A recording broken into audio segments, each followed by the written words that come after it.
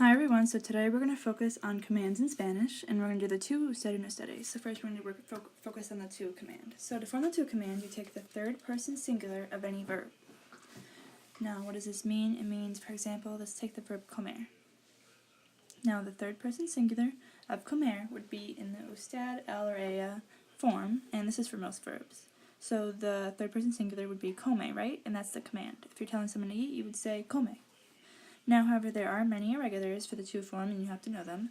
The irregulars for this verb, or for this form, I should say, are ven, di, sal, as, ten, ve, pon, and se.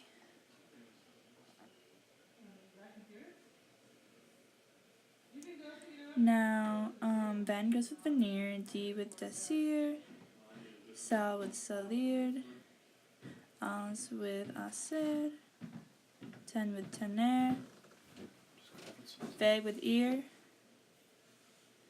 pon with poner, and se with ser.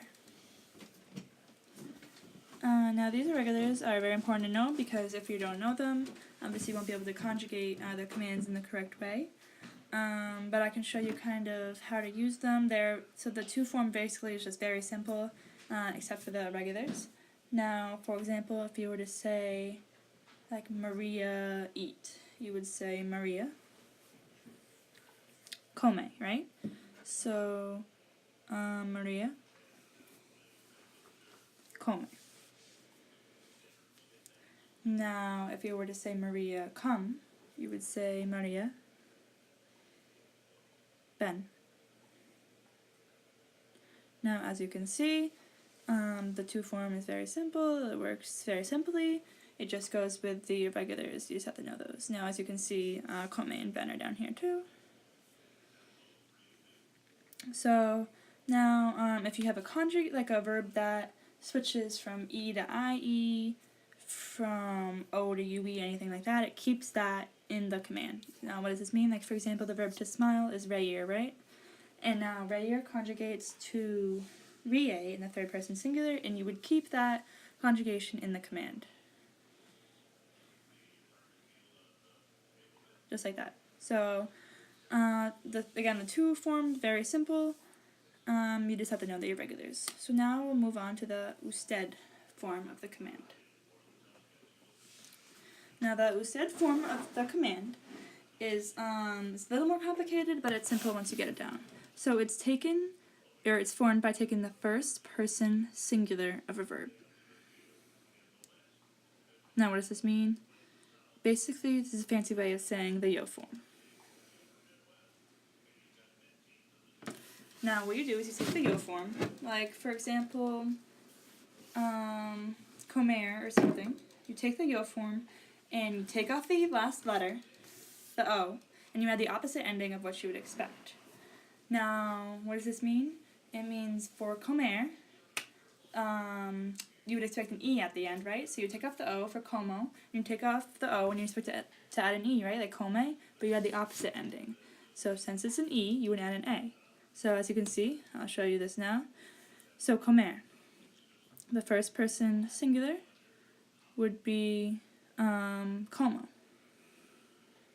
Now for a command like this, say señora eat, you would say señora, and then for the to you would say come. But in this one, you would say, you would take the como, you would drop the last letter, which is o, you add the opposite ending of what you'd expect, so not the e, you would add an a instead. So you would say señora coma. And that's how you form the usted command.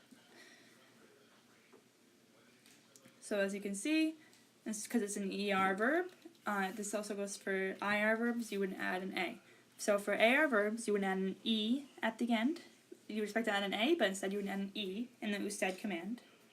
And in ER or IR verbs, you would add an a instead of an e or an or whatever else you would add. So you would add an a. Okay, so now how does this work for irregulars? It's not that different. So basically, again, you take the yo form. So technically it's not an irregular, but it goes for irregular verbs. So for example, hacer. The yo form of hacer is hago, right? So H-A-G-O. Now you do the same formula as above. You take off the last letter and you add the opposite of what you'd expect. Now hacer is an ER verb, so you would add an A. So the command would be haga. It's that simple. It's not that bad. You just have to take the yo form of the verb to create the command. Now this also goes for other verbs like conducir, for example. If you're telling someone to drive, the yo form of conducir is conduzco with a ZC. So the command of this verb, you take off the O and add the opposite ending, which would be an A. So it would turn into conduzca if you're telling someone to drive. So it's really not that bad. The usted form just involves taking the yo form of a verb, dropping the last letter, and adding the opposite letter of what you expect. Now the ustedes form of a command is the exact same thing as the usted command. So it's the same exact thing, except there's one difference. You add an N at the end, instead of just having the last letter begin like an E or an A. You just add an N. So what does this mean? For example, for comer again, we'll just stick with that. The usted was coma, right? So the ustedes would be coman with an N at the end. So really the ustedes is not that bad, it's the same thing. As long as you know the usted, you'll be fine with ustedes. So now we're going to go over the negative to command. We went over the affirmative at the top, that was the first thing we went over. The no to, or the negative to commands are very similar to the usted and the ustedes command. They're the same thing basically, just with one letter different. So, so for the usted and the ustedes, right, you took the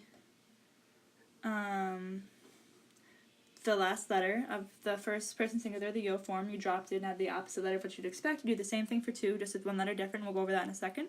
Now, usted and ustedes are the same in the affirmative and the negative. You would say coma or no coma. But for the negative and the two, you would take a verb. Let's say no comer, we'll stick with comer. And so in the usted, it was coma, right? Or ustedes was coman. Now for the two, you take that same thing and you would stick with the coma. You would drop the last letter of the yo form and add the opposite letter of what you'd expect. However, this time, you add an S at the end. So it would be no comas. So again, you drop the O, add the A, or the opposite letter of what you expect, and then you would add an S. So no comas.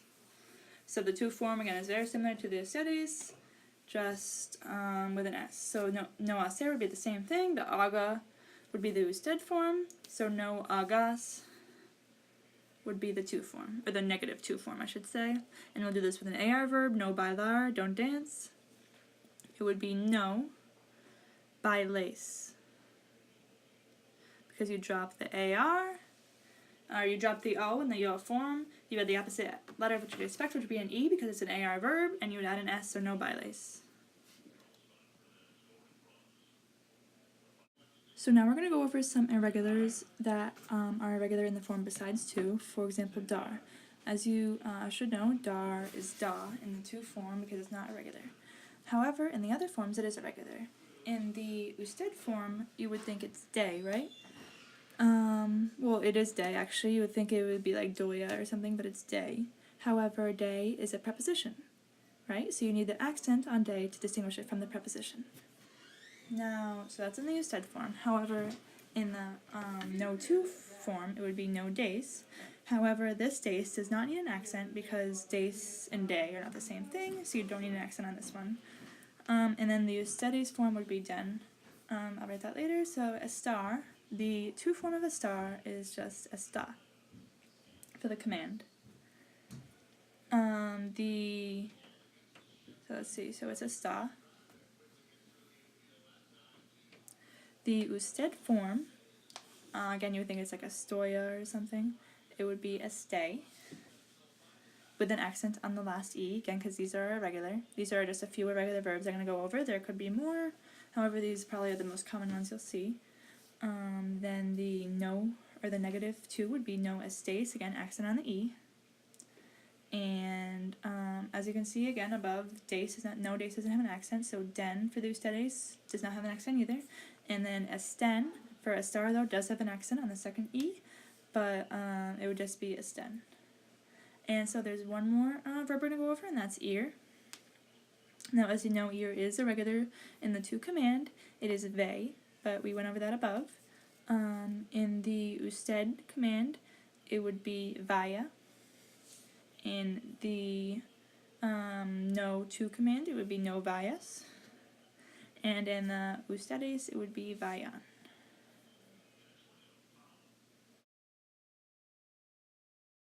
So we're going to go over a few more of the most irregular verbs, or the most common irregular verbs, I should say. So ver.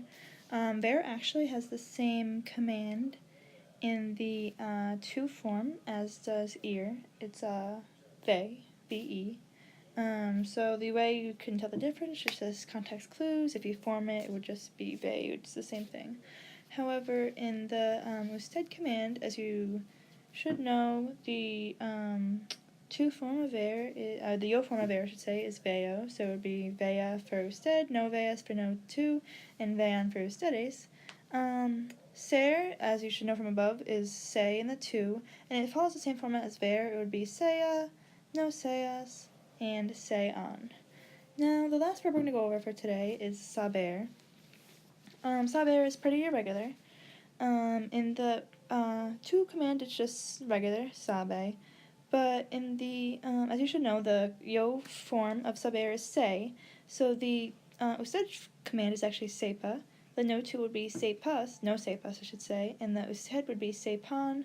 So saber is pretty irregular with the pa. There's actually a lot of verbs with the pa form, but we're going to go over saber because it's one of the most common. Min. So the next thing we're going to go over is, or the last thing, is car, gar, zar verbs. So what does this mean? It means verbs that end in car, gar, and zar.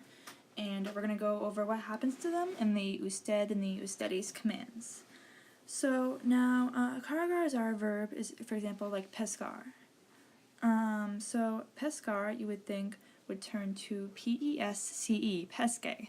However, as you can hear, there's like a Q sound in there, and if you had a CE, it would be like pese. So this is in the usted and the ustedes forms. It would change to a QUE instead of a C. So it would be pesque with a QUE. Now for gar verbs like yegar, you would think it would be LLEGE for yege. However, you can kind of hear that like gay sound in there. That means that the G changes to a GUE in gar verbs. And then in zar verbs, for example, like empezar, you would think it would be empecé, right? With a ZE. However, there's kind of like that soft C sound in there, so the Z changes to a CE in zar verbs, or CEN if you're using ustedes, but these are all the usted ones. You just add an N for the ustedes. So that would be empecé for empezar. For llegar, it would be llegue. And for pescar, it would be pesque. So that's it for this video. I know it was kind of a lot to cover, but hopefully it helps, and thanks for watching.